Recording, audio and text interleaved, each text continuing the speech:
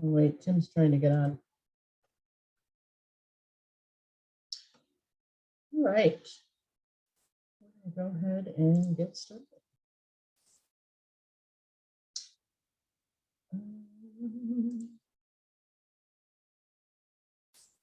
Everybody see that okay? Okay, great. Our workshop today is focused on IE planning for degree and certificate programs. I just have actually a very small amount of content, so if there's any questions, we can spend our time doing that. I will very briefly go over just kind of the basics of the IE plan for degree and certificate programs, just as a reminder of this is what we're asking you to do, and this is what's required for the IE plan. And then I will actually walk you through the Qualtrics form, if that's helpful, that we have created for the IE plan template, and we can answer any questions that we have. Allie really helped create that, so she's here to answer any questions that come up about the Qualtrics as well. But we'll start just with a brief refresher so that everybody's on the same page. We're talking about institutional effectiveness, which is really focused on continuous improvement in student learning. So every degree and certificate program at Austin Peay participates in this cycle every academic year. So you articulate your outcomes for your academic program, you plan how you're going to assess those outcomes, you collect that data, you analyze it, you identify improvements, you implement those improvements, and then the cycle starts over again in the next academic year. Today, we're really just talking about these first two squares, articulate outcomes and plan assessments. That's really what you're doing in a plan. We have sort of, at Austin Peay, we have two phases. Different institutions do this differently. We have the plan phase, which is what we're talking about today. And then we have the reporting phase, which for us typically takes place in August, September of each academic year. The plan we now ask you to submit in February of each academic year. So we're trying to stick with that. That allows the IE committee time to review all the plans and give you all some feedback before the next academic year starts. The plan has these components: mission statement, student learning outcomes, assessment measures, and achievement targets. So those are the main buckets that we are going to ask you to articulate in that Qualtrics template, which is really the same-ish form as the Word template we had you do last year. But the Qualtrics allows us to do more dynamic reporting through Excel with the results. So what is exactly required of degree programs with some help from Moira? First is your mission statement. That is optional but recommended. Not every program has their own mission statement. Maybe your department has one, maybe your college has one. You can put that in or not, but there is a space for it. Second is the student learning outcomes. I want to clarify something here that is sometimes a sticking point. Every academic program should have a set of student learning outcomes at the program level. So that means, usually that's about 3 to 8 SLOs. Some programs have a lot more than that because they have specific licensure or accreditation requirements. But generally, it's a list of outcomes that articulate the skills, knowledge, and abilities that your students have when they complete your degree or your certificate. And what we ask for in the Qualtrics template is you to actually list the full set of your SLOs at that given moment. So generally, those stay the same from year to year. You are certainly allowed to adjust or revise your program level set of SLOs as you see fit. So we ask you to kind of tell us what those are for each cycle, but they might stay the same for a while, forever, for several cycles in a row. But in general, we ask you to articulate those first. Then from that, you will select the at least 2 outcomes that you will assess in the given cycle out of that set. Then the measures. Right now, we still require that for each SLO that you're going to measure in an academic year, that you have 2 articulated measures, 2 ways to measure student performance on that student learning outcome. One of those measures must be a direct measure. A direct measure is really just any kind of direct evaluation of a student performance or product. Typically, direct measures are things like tests, quizzes, papers, projects, oral presentations, a musical or theatrical performance, or maybe a clinical performance that's being evaluated by a site supervisor, anything where the student has created or is doing something that is being directly evaluated. So an indirect measure is something where the student is reflecting or reporting on their own learning. So that could be a reflection assignment, where you ask students to write a reflection paper about their progress in the course or about an assignment that they completed. It could be a survey that asks students in your program to reflect on their learning in the program in some way. It could be sort of something related to an exam where they kind of reflect on their performance on the exam, where they struggled, where they did well, something where they're kind of telling you about their learning. So of those two measures, one definitely needs to be direct. The second could be another direct measure, or it could be an indirect measure, whatever you choose that second measure to be. There is a new element in the Qualtrics forum that some of you may be pretty excited about. While we still recommend and actually require two measures, we have given you space to explain why you don't have a second measure if you don't have one. So there are some cases for various reasons where a second measure might not be reasonable or feasible or whatever might be the case. So now in the Qualtrics forum for an outcome, it'll ask you for your first measure, and then it'll say, do you have a second measure, yes or no? And you're allowed to choose no. And if you choose no, we're going to ask you to give an explanation. And that just helps us track the reasons why people might not have a second measure. As some of you know, requiring two measures for SLO it's an Austin P rule, not really a SACS rule exactly, but it does help us make sure that you have sort of a backup method of assessment. And it's also just better practice overall to measure an SLO in more than one way. However, we understand that that's not always possible for every single SLO, depending on how and where you can measure that thing. So that's a change in the Qualtrics form. And then the planned assessment year kind of takes care of itself in this new form, because in the Qualtrics form, you're only submitting a plan for 23, 24. So that should be clear just based on the fact that you're filling out that form. So the templates are found in the IE planning team, which I'll switch over to in just a second. The IE plans for next academic year are due by February 15th. And you can also find feedback reports on your previous reports and plans, as well as past reports from Nuventive. We archived those in the Teams.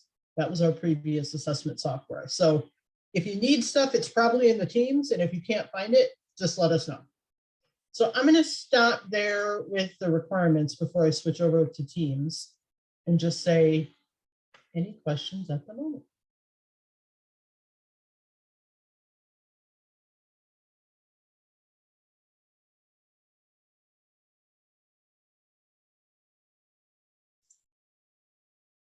All right, I'm going to share my screen. Okay, are you all seeing my IE planning team? Okay, just a friendly reminder that up here at the top, you might see this as a default when you first open the team. You have to go up here at the very top and navigate to files to be able to see all the folders that we have in the IE planning team. So if you log into Teams and you click on the IE planning team and you're like, why am I only seeing Allie's posts? You need to click on files to be able to see all the folders. So for this particular deadline, for the February 15th deadline, you are working with plans for 2023 to 2024, next academic year. So you would go into this 23-24 IE planning cycle folder. And then Allie has put the template links in this very aptly named folder that says find IE plan template links here. And we have 3 unit types for IE purposes at Austin P. So there's degree and certificate programs, which should be all of you. We have administrative units, and we have academic and student support units. So each of those unit types has their own planning template because the requirements are slightly different. So for degree and certificate programs, you would click on this link and it'll pop you out to another window that takes you to the Qualtrics template. Before I do that though, I just wanted to go back to the 23-24 IE planning cycle folder. I wanted to point out that Allie has included this Excel spreadsheet that is called completion report. This is how we track who has submitted plans. I'm showing this to you because it is also where we list all the units and the unit types and the assessment coordinator. So if for next year something is changing about your program, if you're going to have a different assessment coordinator, you can let us know and we will update it. So if you just want to maybe take a look at the programs that you're responsible for and make sure that the name of the program is correct, meaning like maybe you change the name of the major or the graduate degree or the certificate, and make sure that the assessment coordinator is correct, we can update that if you need us to. Or if there's a new program that you're aware of that isn't listed here, please let us know. We do our best to keep up with that, but it's not easy. So if there's a new program or there's a program that for whatever reason is not active anymore, it helps us to take that off of our list for any given academic year if you just review it and let us know. All right. Plan templates. All right, so we're going to click on this and it's going to open up Qualtrics. It's kind of small. Here, I'll try to make it bigger. Amanda, So you may need this to is- reshare your screen. It's Oh, still I'm showing sorry. as Teams. Yeah, sorry about that. Hold on. Better. Great. So this little preface just sort of tells you what this Qualtrics form is and the deadline and some other information.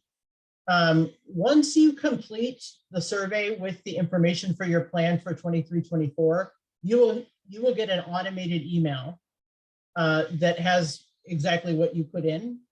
And then in addition to that, Allie and I, once all of these are in, will be pulling the information out and putting it into a Word form that we will then put in the Teams. So in some ways, this is kind of a backwards version of what we did last year, where you sent us a Word form and then we put it into our Excel form. This way, we're able to just pull the Excel, put that into the Word template for you, and then you'll be able to have access to that in the Teams by the end of February. So we hope by the end of February, everybody will be able to go in and see a nicely formatted version of the plan that you put in to Qualtrics. But you will also get that automated email that contains all the information that you put in, if that's helpful to you. If you do something wrong or you made an error, you need to redo it, just shoot us an email and let us know.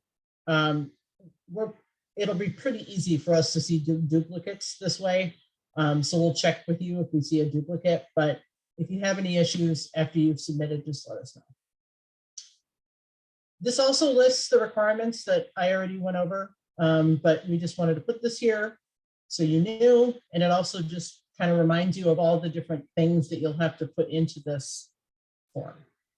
So I'm going to pretend fill it out. So right now we only have one cycle in here. So in the future, though, there might be more drop-down choices. Then you would put your program name. So PA underwater basket weaving.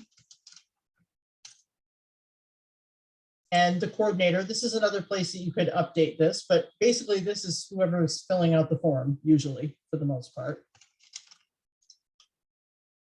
And the email is important because this is the way that the automatic email will come back to you. So make sure you put your correct APSU address in there. This is where you can put the mission, but again, it's optional, so you don't have to do that. This is the box where you will list all of those outcomes. So I'm not going to do that, but it would be like, here's our 5 program outcomes. And you can just copy and paste those from some previous plan that you have, or however you want to put those in. They would not look like this, they would be sentences. Then you would move on. Now, this is where you're going to put in the plan for the first outcome that you plan to assess next year. Currently, the form only has space for you to put in 2 outcomes to assess for next year. So I've already worked with some folks who, for instance, want to assess 5 outcomes next year because they're for reasons that they have to do that for accreditation or whatever. What they're going to do is just submit the form multiple times However, if there's some other way you want to do that, please reach out to us. You can also just submit two, no matter how many you're assessing, because for our purposes, that's sort of the minimum, and that's what the committee will review. But if you would like to submit all your outcomes and measures and everything for everything you plan to assess beyond two, we're happy to have you submit that by doing the form multiple times, or if there's another way you want to share that with us, just let us know. But at a bare minimum, we need you to fill this out for two outcomes. So here's where you would list that outcome. You would write it out, students will, whatever that is. Similar to Nuventive and the form we used before, you will select the type of measure. So, maybe this is a written assignment. You also have a space for other where you can type in something that isn't a choice.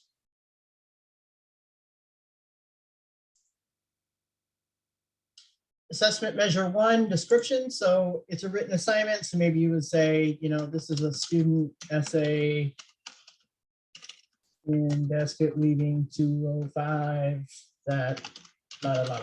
Like just a short description of what that actual assignment is. The achievement target, this is something folks sometimes struggle with if they don't have a clear standard from an accreditor or some previous experience. You pick the target of what success means for this measure. We try to have that be as quantitative as possible. So, 75% of students will score at least 85% on this exam, or 80% will get at least a 4 on this rubric category. If you don't have anything to refer to, you just have to work with your program faculty to come up with something that is sort of the best guess of what you think would look like success for this measure. We have 2 programs. Oh yeah, good question. Thank you, Jeff.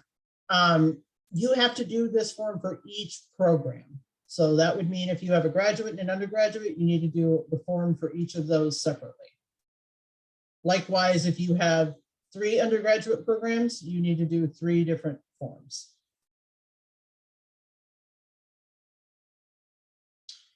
So this question is, after you put in your target, so maybe it's 85% of students will score 5% on the. Here we're asking you, have you recently implemented any changes based on previous assessment results that might impact results for this measure?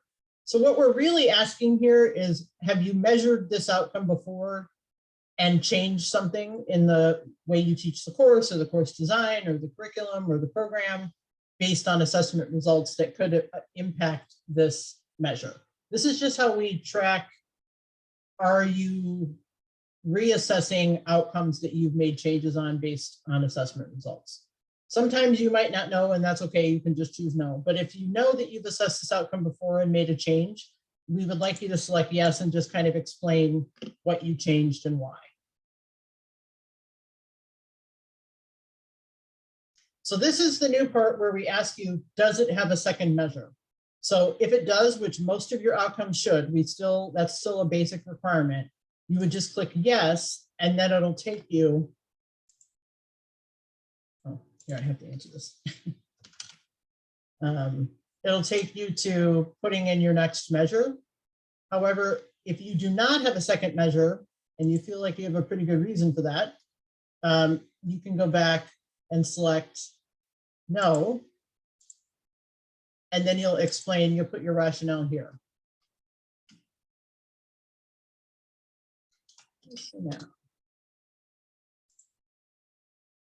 So I'll give you an example. There is a program that has pretty steep accreditation requirements, and they are in a space where they have to assess all of their outcomes every year. So they can't do just the 2.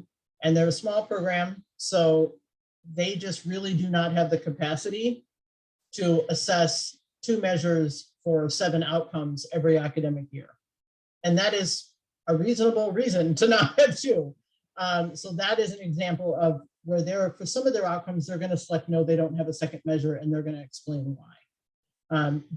Another reason that might happen is because you have, that is only being measured in one course, and it's one person teaching that course, and maybe that's just really all you can do right now. And that's okay too. And there might be other reasons that I'm not even thinking of, but we wanted to give you space to explain why you might not have a second measure. So this is where you would put the second measure if you, this is for the second outcome, I'm sorry. So you would put your second outcome here. It's the same type of screen. So maybe the second outcome is a reflection assignment. Maybe it's an indirect measure. And maybe, let's say, reflection paper on major project. I don't know, I made that up. And then you would have your target. So maybe that's 100% of students 4 out of 5 on each rubric item used to evaluate reflection paper.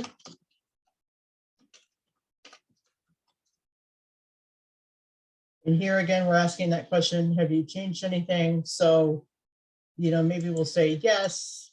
You know, last time we used this measure, the rubric was not as robust as we would like, leading to skewed results. So we revised the rubric. Just an example. And then here's again where you would say, yes, you have a second measure, or no, you don't. I'm going to choose no, so I don't have to fill all that out. But if you choose yes, it would take you. And then here's where you would do your rationale if you didn't have a second one. And then it'll tell you you're done. And this is where it'll take a few minutes, but you should get the automatic email showing you the results of everything that you entered. So I'm going to stop there. Questions about the Qualtrics form?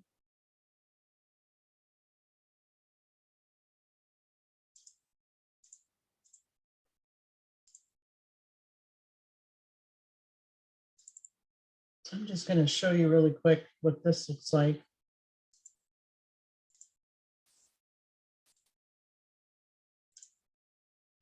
It's not the prettiest, but the email actually comes from our office email, the IEA, and it's like a no reply. So it'll show you when you completed it, and you can scroll down, and then it shows you each question, your response to each question. So if you want to save this for your own records, you have it, and at least you know what you entered while we work on getting it into the Word template.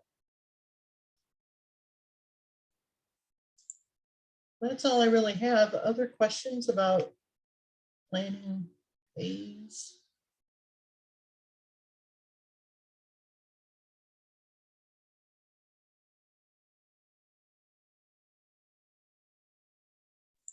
Great. Well, Allie recorded this, so we will post it in the Teams. So it's available if anybody else you know would like to see it. Amanda, Yeah. I was chatting privately with Allie, and I had some questions if you wouldn't mind staying on afterwards. It's about Sure. new classes. Yeah, no problem. All right. Well, thanks, everybody. We appreciate you showing up.